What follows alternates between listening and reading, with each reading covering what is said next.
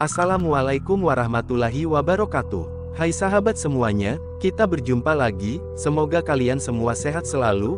Kami ucapkan terima kasih kepada sahabat yang sudah like, komen dan subscribe ke channel kami. Kami doakan semoga kalian mendapatkan rizki yang barokah dan diberikan kemudahan oleh Tuhan Yang Maha Esa dalam menjalani kehidupan sehari-hari. Di video kali ini kami akan mengajak kalian untuk menyelami sebuah kisah yang sangat menarik. Sebelum kita bercerita, jangan lupa tulis di kolom komentar dari mana asal kalian. Kami sangat senang bisa mengenal sahabat dari seluruh penjuru dunia. Selamat mendengarkan dan simak ceritanya sampai selesai. Pada tahun 1998, seorang guru muda bernama Pak Raka dipindah tugaskan ke sebuah desa terpencil di kaki gunung, Jawa Timur. Desa itu bernama Dusun Tegal Panggang, tempat yang bahkan tidak muncul di peta, hanya bisa dicapai lewat jalan tanah selama hampir 2 jam dari desa terdekat. Yang membuat dusun ini berbeda adalah satu hal ganjil yang disampaikan kepala desa sebelum ia tiba. Di sini tidak ada azan, Pak Guru. Tapi jangan ditanya kenapa, itu sudah adat. Pak Raka, meski merasa heran, tetap menerima tugas itu dengan semangat. Ia datang dengan motor bebek tuanya, melewati hutan yang makin rimbun dan sunyi, sampai akhirnya melihat dusun kecil itu, sekitar 40 rumah dengan atap seng dan kayu lapuk. Di tengahnya ada sebuah masjid tua, besar dan berlumut, tapi, benar saja, tak terdengar suara azan, bahkan ketika waktu salat tiba. Warga bersikap ramah, tapi ada keheningan aneh yang menyelimuti mereka. Tidak ada anak yang bermain di luar saat sore.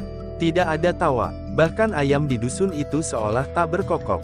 Pak Raka mulai mengajar di sekolah dasar kecil di sana. Murid-muridnya pendiam, namun cerdas. Tapi tiap kali ia bertanya soal azan atau masjid, semua anak tiba-tiba diam 1000 bahasa, seolah ketakutan. Suatu malam, sekitar jam 2 pagi, Pak Raka terbangun. Ia mendengar suara azan pelan, tapi terdengar serak dan seperti dari tenggorokan tua. Ia bangkit, keluar rumah, dan melihat ke arah masjid. Lampunya mati, tapi ada bayangan seseorang berdiri di menara, tak bergerak. Keesokan harinya, ia bertanya pada warga. Saya dengar suara azan semalam. Siapa yang mengumandangkan? Seorang lelaki tua dengan mata cekung menjawab. Kalau sampean dengar, berarti sampean dipanggil. Pak Raka mulai menyadari, ada sesuatu yang disembunyikan warga.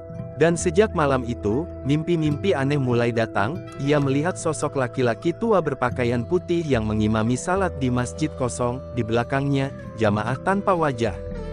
Setelah malam itu, rasa ingin tahu Pak Raka tumbuh makin besar. Ia mulai memperhatikan masjid lebih sering.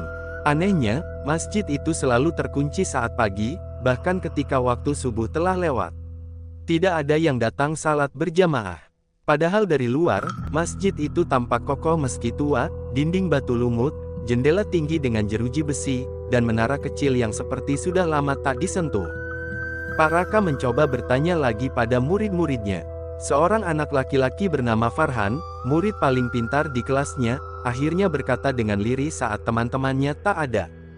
Pak, dulu pernah ada azan di sini. Tapi orang yang azan itu, sekarang dikurung. Pak Raka mengernyit. Maksudnya siapa yang dikurung? Abah Miftah.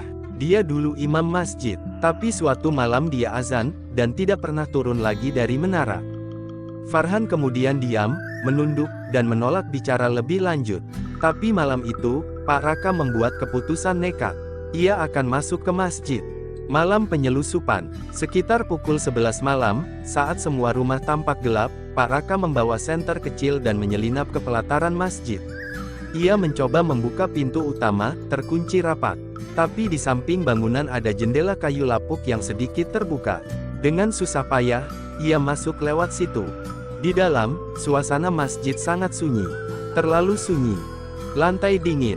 Tak ada sajadah, hanya tikar jerami tipis dan beberapa kitab berdebu. Saat ia menyentar ke arah mimbar, ia melihat sesuatu yang membuat bulu kuduknya meremang, jejak kaki basah, menuju tangga menara. Pak Raka menelan ludah. Dengan senter yang mulai meredup, ia menaiki tangga kayu yang berderit perlahan. Angin malam berdesir dari sela menara yang terbuka. Dan di puncak menara, ia melihat sesosok tubuh tua membungkuk, duduk menghadap ke arah kiblat. Diam, tak bergerak. "Pak," bisik Pak Raka. Sosok itu mendongak perlahan. Matanya putih seluruhnya, bibirnya bergerak sendiri, seperti terus mengucapkan azan dalam bisikan lirih. Pak Raka mundur, jantungnya berdegup keras. Saat ia hendak turun, sosok itu berbicara dalam suara rendah dan dalam, seolah datang dari dalam tanah. "Waktu sudah rusak di dusun ini. Aku teruskan azan, agar tidak semua hilang." Keesokan pagi, Pak Raka demam tinggi. Warga menemukan ia pingsan di pelataran masjid. Mereka tidak bertanya apa-apa, tapi malam itu, tak ada lagi suara azan, untuk pertama kalinya dalam puluhan tahun. Kepala desa datang menjenguk dan berkata lirih, "Sampean sudah lihat, itu sebabnya kami tak pernah buka masjid pagi hari, agar yang di dalam, tidak ikut keluar." Setelah kejadian malam itu, Pak Raka tidak lagi merasa nyaman di dusun Tegal Panggang. Tubuhnya pulih dari demam, tapi pikirannya terus dihantui suara lirih dari sosok di menara. Ia mulai merasa selalu diawasi, terutama saat melintas dekat masjid. Beberapa hari kemudian, Farhan, muridnya yang dulu sempat bercerita, memberanikan diri datang ke rumah Pak Raka saat senja. "Pak Guru, kalau Bapak masih mau tahu kebenaran, lihatlah sumur di belakang masjid." "Kenapa?" tanya Pak Raka. Farhan menunduk. "Karena dari situlah semua mulai, dan akan berakhir." Sumur tua yang dihindari warga. Malam itu, Pak Raka kembali ke area masjid. Di belakang bangunan, ia melihat pagar kawat berduri yang menutup sebuah area kecil di antara pohon randu tua. Di dalamnya, ada sumur tua, hampir tertutup ilalang, dengan bibir sumur dari batu hitam dan tutup kayu yang diikat dengan rantai besi. Anehnya, hawa di sekitar sumur lebih dingin dari udara malam biasanya. Pak Raka merasakan bau amis, seperti besi karat dan tanah basah. Ia mengelilinginya, mencari petunjuk, hingga menemukan sebuah papan kayu kecil tertanam di tanah. Tertulis dengan huruf Arab Pegon. Barang siapa memanggilnya 3 kali, maka ia akan naik dari gelap dan membawa waktu yang rusak. Pak Raka gemetar. Ia sadar sumur ini bukan sekadar tempat air, ini adalah segel, penjara, mungkin untuk sesuatu yang lebih tua dari dusun itu sendiri. Keesokan paginya, Pak Raka memutuskan menemui kepala desa, Mbah Karto, seorang lelaki sepuh yang jarang keluar rumah. Saat ditanya tentang sumur itu, Mbah Karto hanya menghela napas panjang dan berkata, "Dulu, sebelum Republik Merdeka, dusun ini punya seorang kiai sakti. Namanya Kiai Miftahul Barzah. Beliau punya ilmu tinggi, bisa mendengar suara dari dimensi lain. Suatu hari, Kiai Miftah mendengar suara azan, tapi bukan dari manusia. Dari dalam tanah, dari dalam sumur itu. Ia bilang itu suara Azazil, makhluk kuno yang ingin menyaru sebagai muazin. Ia menyegel sumur itu dengan bacaan dan azan suci. Tapi sebelum wafat, beliau berpesan, jika suara itu terdengar lagi, jangan ada satupun azan manusia yang menggema. Karena itu akan membuka segelnya." Pak Raka tertegun. Lalu, sosok di menara itu bukan lagi Abah Miftah. Ia dulu muazin, tapi malam saat ia nekat azan, tubuhnya digerakkan sesuatu. Ia naik ke menara, dan tak pernah turun sebagai manusia lagi. Malam berikutnya, suara azan kembali terdengar.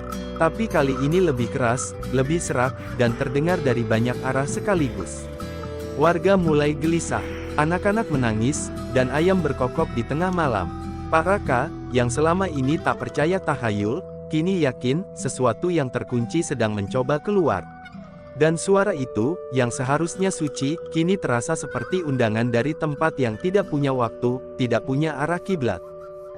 Keesokan paginya, Pak Raka terbangun lebih awal dari biasa. Tapi ketika ia melihat jam tangannya, jarumnya berhenti di pukul 4:11 detik tak bergerak. Ia mencoba menyalakan ponsel, tapi tak ada sinyal, dan jam digitalnya berkedip-kedip, menampilkan angka acak. Ia keluar rumah. Dusun tampak sama, sunyi, berkabut, dan gelap. Matahari tak kunjung muncul. Warga mulai keluar, bingung. Mereka saling bertanya, tetapi tidak ada yang bisa memastikan apakah hari sudah siang atau belum. Beberapa orang mencoba menyalakan radio, televisi, bahkan keluar batas dusun dengan sepeda motor. Tapi begitu melewati pohon waru besar di ujung jalan, mereka akan kembali lagi ke tengah dusun, berputar seperti di dalam lingkaran. Dusun Tegal Panggang telah terjebak dalam waktu yang tidak berjalan. Dalam malam sebelum subuh, yang tidak pernah datang. Malam itu, kepala desa memanggil semua tokoh tua. Mereka berkumpul di balai dusun, di bawah lampu Petromax. Segel telah goyah, kata Mbah Karto. Makhluk itu, Azazil, memakan waktu. Semakin banyak suara azan tak benar yang terdengar, semakin kuat ia meniru, dan semakin kabur batas antara dunia kita dan dunianya. Seseorang menimpali, lalu apa yang harus kita lakukan? Semua menoleh pada Pak Raka. Sampean yang terakhir dengar azan itu. Berarti sampean bisa jadi jembatan. Pak Raka menolak. Ia hanya guru. Ia bukan santri, bukan orang alim. Tapi malam itu, Farhan datang dan membawa sesuatu, sebuah mushaf tua, milik Kiai Miftah, yang ditemukan di bawah panggung sekolah. Di dalamnya, ada tulisan tangan. Jika segel melemah, bacalah azan bukan untuk memanggil manusia, tapi untuk menutup mulut syaitan. Dan satu baris tambahan, tapi hanya yang belum pernah mengazankan sebelumnya, yang bisa. Pak Raka, yang selama ini bukan muazin, adalah satu-satunya orang yang belum pernah mengumandangkan azan di dusun itu.